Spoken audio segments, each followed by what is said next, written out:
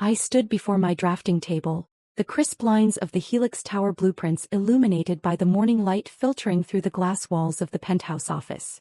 Today was my 18th birthday, but there were no balloons, no cake, no warm wishes. Just the hum of the server and the scratching of Joseph's pen as he signed documents at his mahogany desk. He walked over, not looking at me but at the blueprints. My blueprints.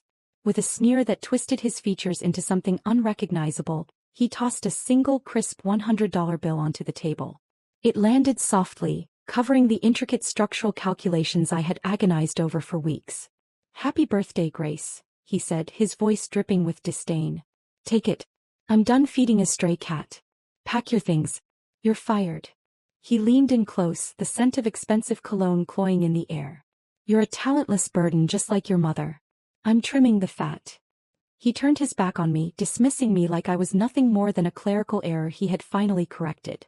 But as I looked at that bill sitting on top of my designs, the very designs he intended to steal to save his failing career, something cold and hard settled in my chest. Before we see how Grace tears his empire down, drop a comment. Where are you watching from and what time is it in your corner of the world? I love seeing our community light up the map. I didn't scream. I didn't cry. The office smelled of expensive espresso and betrayal, a scent I had grown accustomed to over the years. I picked up the $100 bill not out of greed but as evidence. It felt heavy in my hand, a tangible representation of his arrogance.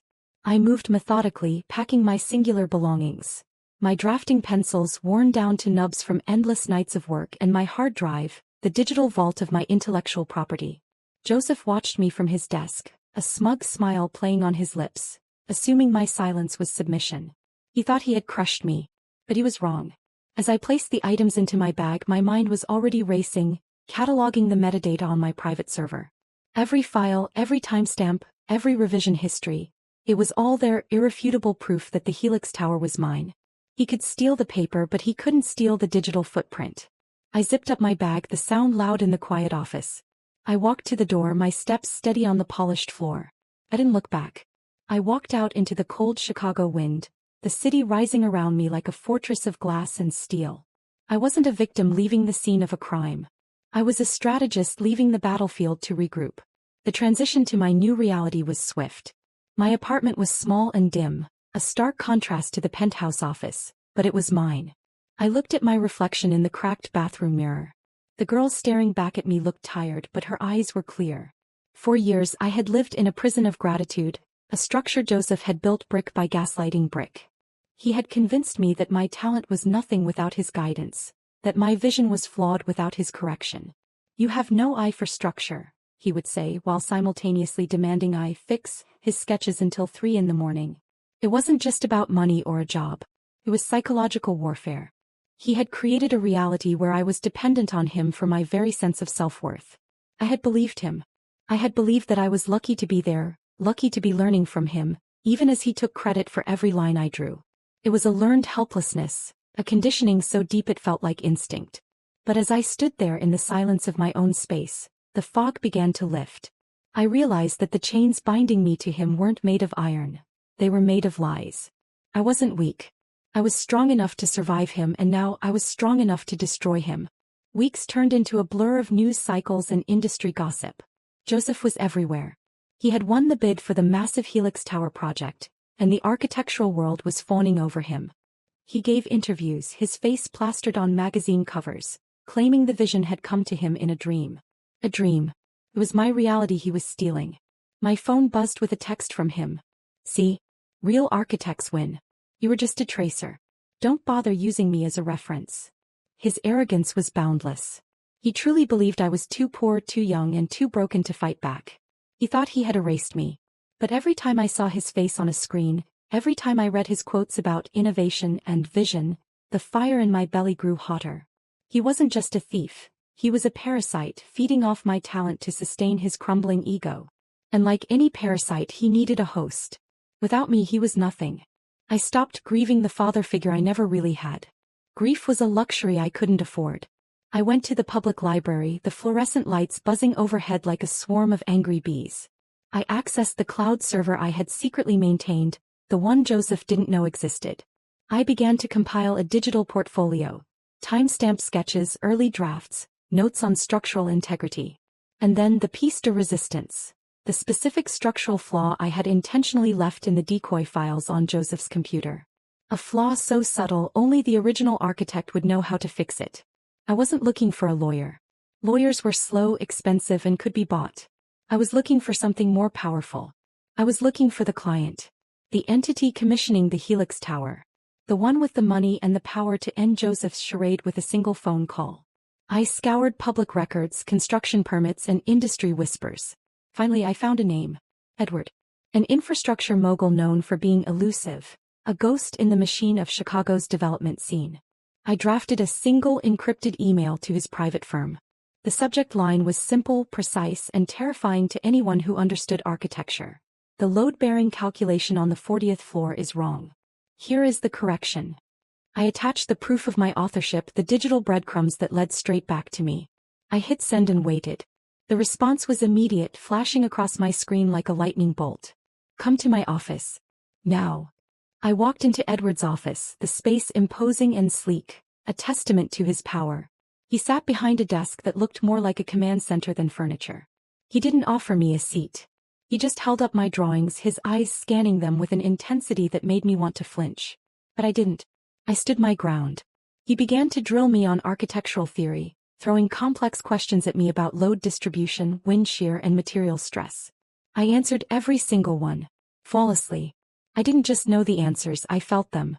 Architecture wasn't just math to me, it was a language and I was fluent. Edward finally set the papers down. He looked at me, really looked at me for the first time.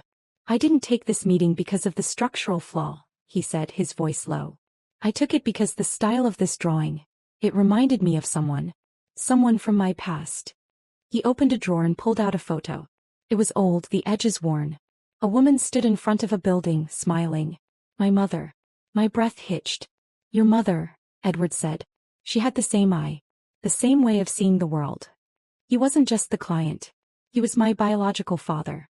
The revelation hit me like a physical blow. All these years I had been told my father was dead, a man who didn't want me. Edward explained the truth. He had been told the baby was lost, that my mother had moved on. He had hired Joseph's firm because he wanted to support the man who raised me, believing Joseph was a decent man stepping up. He had been paying Joseph consulting fees for years. Money meant for my education, for my future. Money I never saw. It wasn't just plagiarism, it was fraud. It was embezzlement. It was a betrayal so profound it made my knees weak. Edward wanted to sue immediately.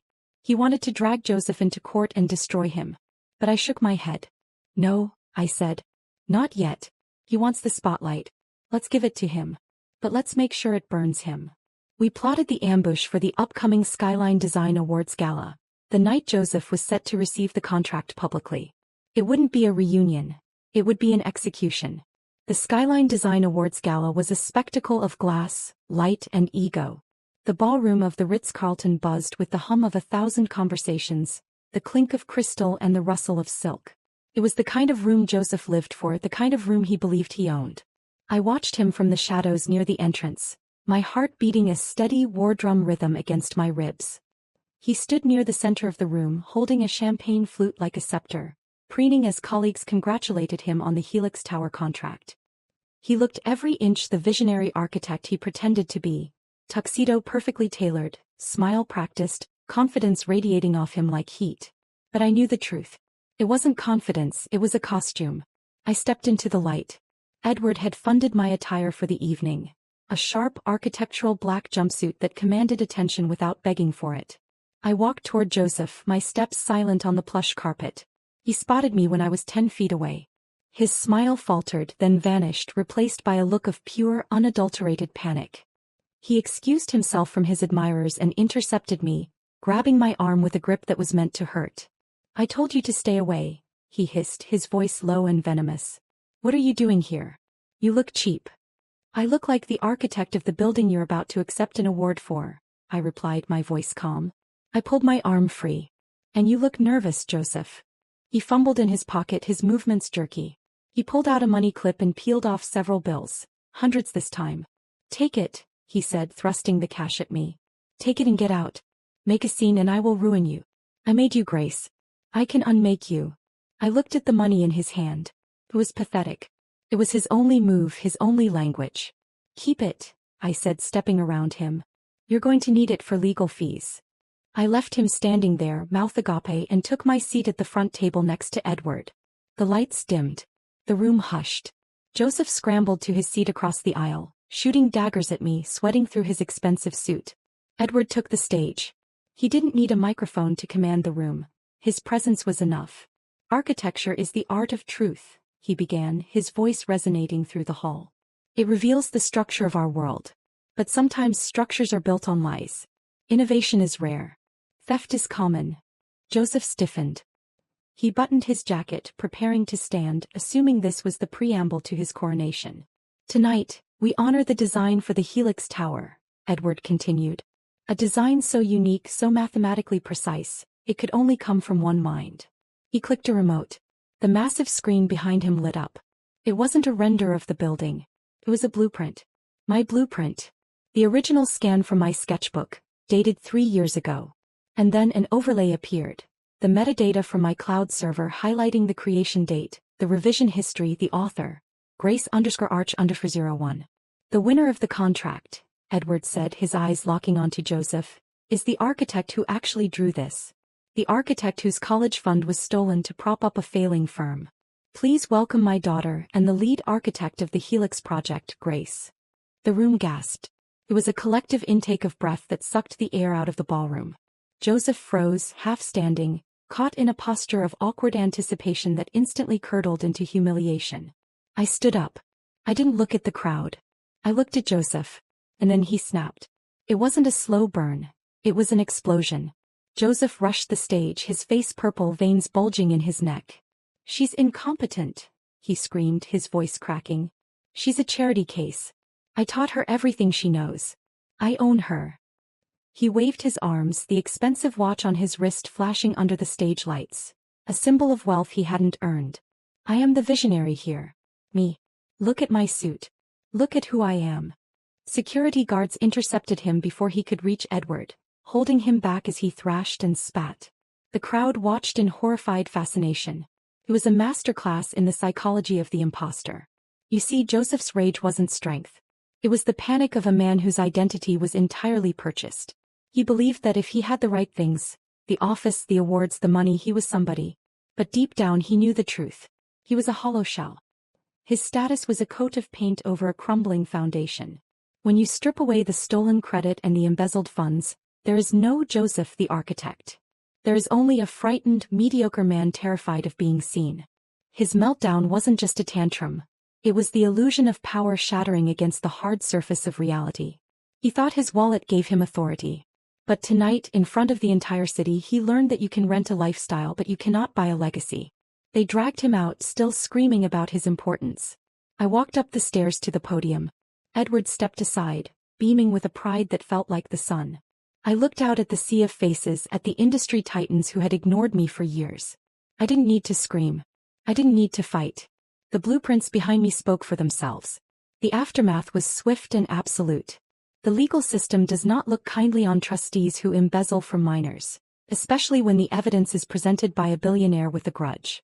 Joseph was charged with fraud and grand larceny. His firm was dissolved within the week, his partners fleeing like rats from a sinking ship. His reputation wasn't just tarnished, it was incinerated. We saw him in the news occasionally, a haggard figure entering the courthouse, alone. I imagined him sitting in a small cell or a cheap motel room, perhaps looking at that same $100 bill he tried to bribe me with, realizing it was the only thing he had left. I didn't visit him. I didn't need closure from him. I had built my own closure. 6 months later, I stood in my new office. It wasn't a glass penthouse in the Gold Coast.